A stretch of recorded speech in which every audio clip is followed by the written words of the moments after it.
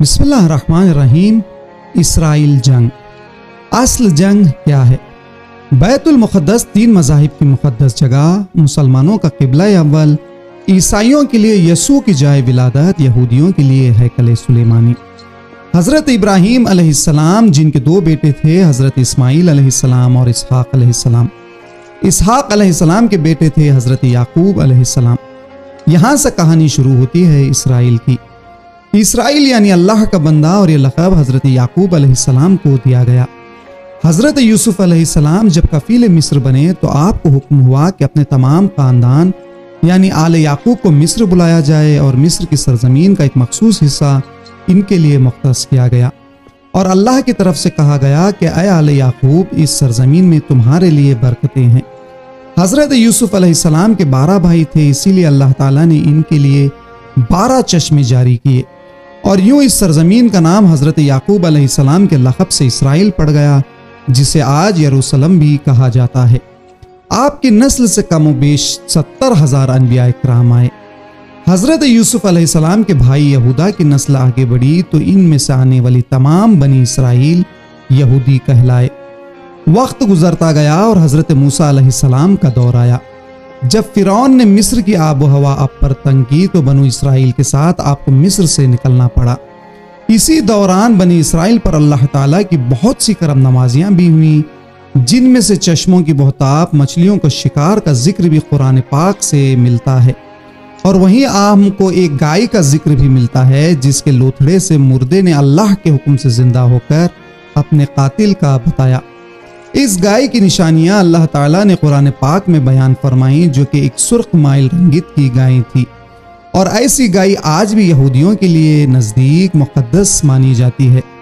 हज़रत मूसा अलैहिस्सलाम के बाद दीगर नबी आए, और इस दौरान में हज़रत मूसा अलैहिस्सलाम और इनके दौर के कुछ वाक़यात तौरात में वसूली का कुछ हिस्सा बनी इसराइल ने एक संदूक में महफूज कर लिया।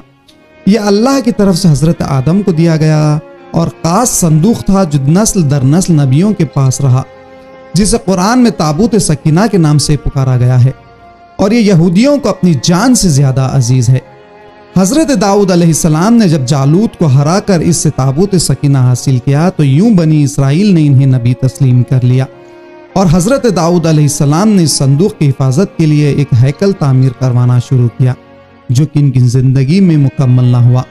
इनके बेटे हज़रत सुलेमान अलैहिस्सलाम ने जिन्नों की मदद से इसको मुकम्मल करवाया, और इसी दौरान में आपकी भी वफ़ात हो गई। इसी वजह से इसे हैकल सुलेमानी कहा जाता है। बाद अज़ीन बाबुल के बादशाह बख्त नुस्र ने इसराइल पर हमला किया और हैकल सुलेमानी को भी गिरा दिया, और ताबूत सकीना भी अपने साथ ले गया। सुप्रेस डी ग्रेट ने दोबारा ये शहर हासिल किया, यहूदियों को दोबारा यहाँ आबाद किया, और ताबूत सकीना को भी वापस लाया गया। हैकल सुलेमानी एक दफ़ा फिर तामीर किया गया। फिर वक्त गुजरा और हज़रत ईसा अलैहिस्सलाम की आमद हुई, जिन्हें नाउज़ुबिल्लाह यहूदियों ने दज्जाल, नाजायज़ और क्या क्या लक़ब दिए। यहाँ से यहूदियों में दो अलग कौमें बंद हो गईं, एक यहूदी और दूसरी ईसाई।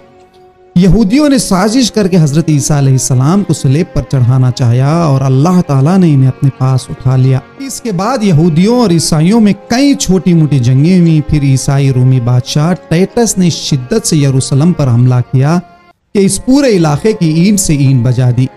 हैकल सुलेमानी को गिरा दिया, जिसकी सिर्फ एक दीवार इस वक्त अपनी असल हालत में मौजूद है, जिसे दीवार गिरिया कहा जाता है, जहां यहूदी जाकर तौरात की तिलावत करते हैं और गिरिया जारी करते हैं। ताबूत सकीना भी न जाने कहां गायब हो गया। टाइटस के हमले के बाद यहूदी आखिरी नबी के इंतजार में थे, क्योंकि अल्लाह पाक का इनसे वादा था कि इन्हें फिर उरूज बख्शा जाएगा। इस वादे का जिक्र सूरह बकरा में भी मौजूद है कि ऐ बनी इसराइल, इन नेमतों को याद करो जो तुम पर की गई, और अपने वादा पूरा करो ताकि हम भी अपना वादा पूरा करें। क़यामत की निशानियों में से एक निशानी ये भी है कि हैकल सुलेमानी को 3 दफ़ा तामीर किया जाएगा, जो कि 2 दफ़ा हो चुकी है। यहूदी अपने मसीहा और आखिरी नबी के इंतज़ार में थे कि टाइटस के हमले के 500 साल बाद नबी आखिर ज़मान हज़रत मोहम्मद मुस्तफ़ा सल्लल्लाहु अलैहि वसल्लम की विलादत हुई। यहाँ यहूदियों को यह झटका लगा कि सारे नबी हज़रत इसहाक़ के नस्ल से हैं, तो आखिरी नबी हज़रत इस्माइल के नस्ल से हैं क्यों कर आ गए, और इन्होंने ईमान लाने से इनकार कर दिया। मुसलमानों के लिए भी वो अनबिया की ही निशानी थी, इसीलिए हैकल सुलेमानी को बैतुल मुक़द्दस का नाम दिया गया। इस्लाम के आगाज में यहूदियों को कायल करवाने के खातिर ही बैतुल मुक़द्दस की जानिब मुंह करके नमाज करने का हुक्म हुआ, क्योंकि यहूदी इसी तरफ मुंह करके इबादत किया करते थे। 17 माह बाद हमारी इबादत का रुख बैतुल मुक़द्दस से बैतुल्लाह की जानिब मोड़ दिया गया, क्योंकि मुसलमानों का शुरू से ही क़िबला अव्वल वही रहा, जिसे पहले हज़रत आदम और फिर हज़रत इब्राहीम अलैहिस्सलाम ने तामीर किया। जब इसराइल यानी यरूशलेम पर ईसाइयों का कब्जा था, बैतुल मुक़द्दस के ही अहाते में इन्होंने गिरजा घर तामीर किया हुआ था और ऐन ताबूत सकीना वाली जगह वो गंद फेंका करते थे यहूदियों की नफरत में। यरूशलेम की फतह के बाद जब मुसलमान हाकिम हुए तो वहाँ सफाई करवाकर मस्जिद तामीर करवाई और कुरान में मौजूद मेराज वाले वाक़ये की निस्बत से इस मस्जिद को अक्सा के नाम दिया। यहूदियों की दीवार गिरिया भी इसी अहाते में मौजूद थी, तो ज़ायरीन की हैसियत से इन्हें भी वहां आने की इजाज़त दे दी गई। खिलाफत अब्बासिया तक यरूशलेम एक मुस्लिम शहर रहा। इसके बाद ईसाई ने दोबारा यरूशलेम पर हमला करके इस पर कब्जा कर लिया। सलाहुद्दीन अय्यूबी ने ईसाइयों के खिलाफ 50 से ज़ायद जंगें करके बैतुल मुक़द्दस दोबारा हासिल किया और फिर 700 साल तक खिलाफत उस्मानिया के ज़ेर सल्तनत रहा। यहूदियों को भी दीवार गिरिया तक अपनी मजहबी इक़दामात की आज़ादी रही और यहूदी आहिस्ता आहिस्ता फिर यरूशलेम में आबाद होना शुरू हो गए। इस दौरान में कई बार इन्होंने खिलाफत उस्मानिया के सुल्तानों को पैसे की आवाज़ यरूशलेम में इन्हें सौंपने का लालच दिया, लेकिन नाकाम रहे। और फिर दूसरी जंग अजीम में ईसाई सिपाही हिटलर ने चुन चुन कर यहूदियों को मारा। करीबन 60 लाख के करीब यहूदियों का कत्ल आम किया गया और ये दर बदर भागने पर मजबूर हो गए। इस दौरान में इन्हें अंदाज़ा हो चुका था कि इन्हें अपनी खुद पहचान बनानी है और बाइबल में मौजूद यहूदियों के आखिरी उरूज से कब्ल वाली कई निशानियां भी जाहिर हो चुकी थी और वो ये तस्लीम कर चुके थे इनका आखिरी मसीहा अब दज्जाल होगा, जिसकी बदौलत पूरी दुनिया में इनका दोबारा बोलबाला होगा। इन्होंने बरतानिया से साज बजाज करके खुद को अलग रियासत तस्लीम करवा लिया। यूं इसराइल बाकायदा एक मुल्क की सूरत में दुनिया के नक्शे पर उभरा। फिर आहिस्ता आहिस्ता इन्होंने फिलिस्तीन और दीगर मिस्री इलाकों पर भी कब्जा कर लिया।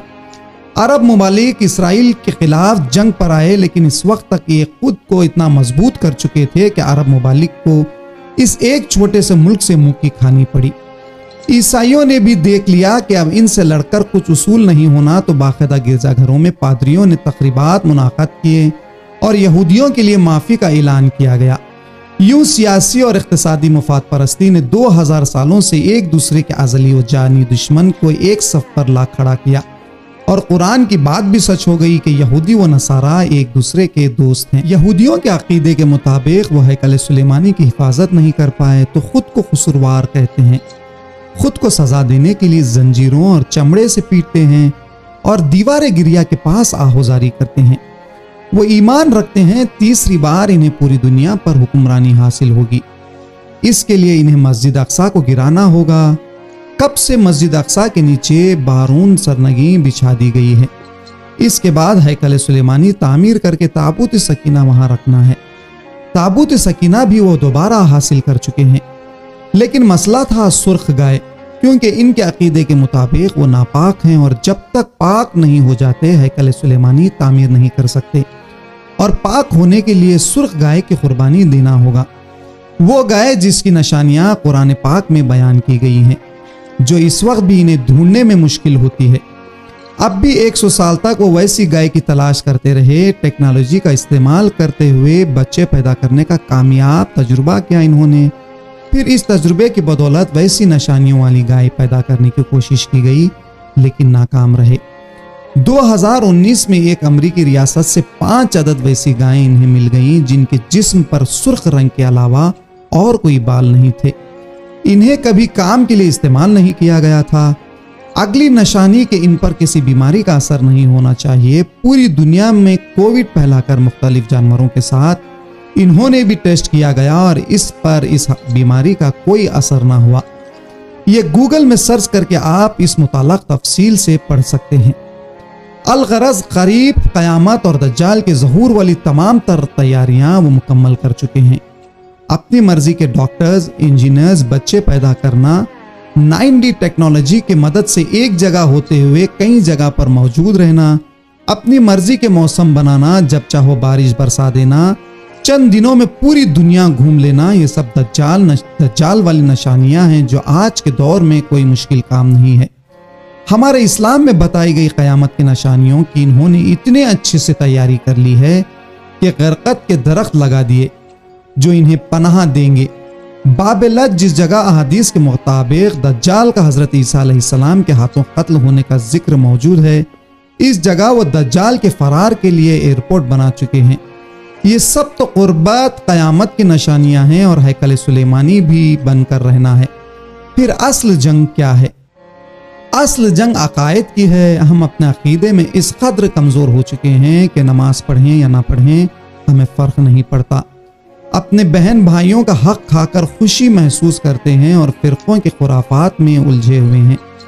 फ़लस्तीनियों के लिए सिवाय दुआ और एहतजाज के हम क्या कर सकते हैं? क्या हम अपने अकायद के इतने मजबूत हैं कि डॉलर्स के बहकावे में ना आए? क्या हम यहूदियों के मुकाबले में निकलने वाली खुरासान मुजाहिदीन की लिस्ट में आते हैं या बस सोशल मीडिया के तमाशाई हैं? अगर आज दज्जाल जाहिर हो जाए और तौबा का दरवाज़ा बंद हो जाए तो हमारी आखिरत के लिए क्या तैयारी है? सोच कर जवाब ज़रूर दीजिएगा।